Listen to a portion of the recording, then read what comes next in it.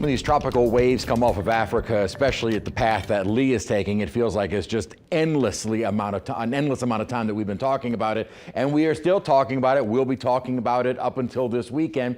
We have started to see the storm weaken. Now it's down to a Category 2, still a fairly well-defined eye, but you don't see those intense thunderstorms right around the center of the storm any longer. Still has decent outflows, so it will probably maintain that strength for a little while longer, and we will start to feel those tropical storm force winds in Bermuda starting later on, maybe late tonight or early tomorrow morning. Now they could be peaking up at around 60 miles an hour. Now thankfully the hurricane force winds will stay near the center, and that will be offshore of Bermuda, so they are avoiding a direct landfall. Certainly high surf, rip currents, as well as some rainfall and wind, but the worst of it will stay offshore. And the storm will continue to weaken, likely feeling the impacts of some tropical storm force winds around Cape Cod and some of the other islands as that continues to push toward New England. They could near maybe 60-mile-an-hour winds at Cape Cod before it weakens further, and then continuing up through the Canadian Maritimes then as a big rain and wind system. It'll be more like a nor'easter by the time it moves farther north without any of the snowfall, thankfully.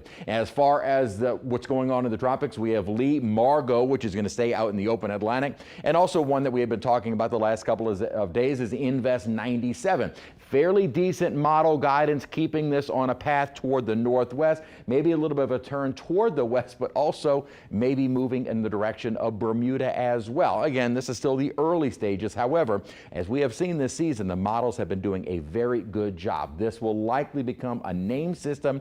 Next name up is Nigel, and thankfully not threatening the Gulf of Mexico. We have seen a little bit more activity in terms of rainfall as a very weak front is moving in. Some scattered showers, thunderstorms, maybe briefly helping to drop temperatures, but really haven't helped all that much. We're now seeing most of the rainfall kind of weaken a bit on both sides of the lake and in Mississippi, with a little bit more activity out to our west, but even that, as it does move in, it starts to weaken. So probably settling conditions through the overnight in terms of any additional rainfall. Now, as far as the dew points go, with the drier air mass maybe moving in, can you find the front?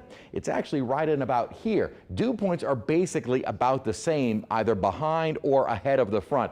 So if you were hoping for a big drop in humidity, not really coming. In fact, the dew points came down a little bit, but generally 60s and lower 70s. So no real air mass change with this front. Where you'll notice a more significant drop in humidity is going into early next week. That looks to be a stronger front, but still no cool air in sight. We're also going to see a continued westerly flow in place, so that may keep some spotty showers around even as this front moves on through, which again is very, very weak. Little boundary helping out some rainfall even during the afternoon hours tomorrow, and then as it sinks a little bit more down to the south of us by Friday, probably a little bit drier, but we'll keep the mention of some isolated to spotty showers around the area. Temperatures are generally in the lower 90s, where we have seen some clouds and passing showers. Temperatures have dropped into the 80s. A mix of sun and clouds out over downtown at the moment. 92 degrees. Humidity is not terrible at the moment, and only around 41% with a dew point right now of 65. 94 was our high today. We are staying above normal for the next several days.